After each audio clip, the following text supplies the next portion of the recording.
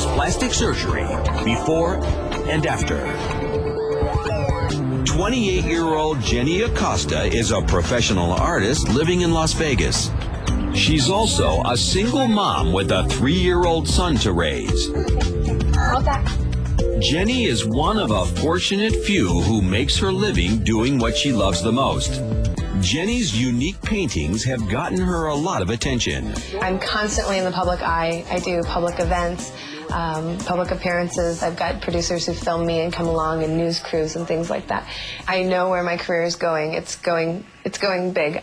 But Jenny doesn't feel ready for the limelight. And I'm extremely self-conscious about the way that I sound on camera, because everybody's like, do you have a cold? And I don't. I don't have a cold. I just can't breathe through my nose. Jenny has put off having surgery because her problems were caused by a nose job she had as a teenager. I had a surgery when I was 16, and I've developed a lot of scar tissue, and it's even more deviated than it was before. It started taking on its own, shape. It's like Michael Jackson.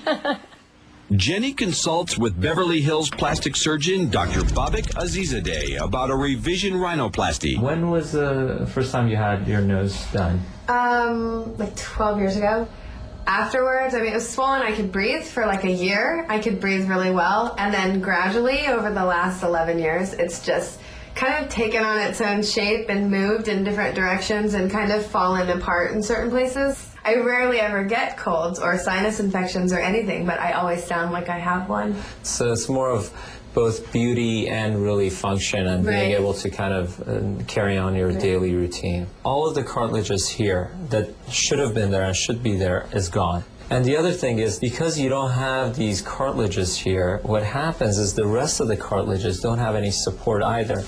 So I think I have to both set this back a bit and also build this a bit to be able to kind of create more harmony with your nose. Jenny returns to Beverly Hills for her surgery. Okay, you going off to sleep? This case is going to be tough. She has a lot of issues with significant cartilage collapse because so much cartilage was taken from her first surgery. The doctor will first attempt to restore Jenny's nasal passages so she can breathe normally. It's a straightforward operation if there's enough usable cartilage. We're going to start with the septoplasty. He begins by making a small incision inside the nose, exposing the underlying structure. And again, because she's had a previous septoplasty, I'm not anticipating on really finding a lot of cartilage that I'm going to be able to use for my surgery. Dr. Azizzadeh's suspicions are confirmed. He'll have to get the cartilage somewhere else. We put in hundreds of sutures and different formations to get the nose really looking like a natural, symmetric, straight nose. I think she's going to be extremely happy. I'm going to be extremely happy, so I'm really excited. I can't wait to see the results in a few weeks. 6 weeks after her rhinoplasty, Jenny visits Dr. Azizzadeh for a follow-up.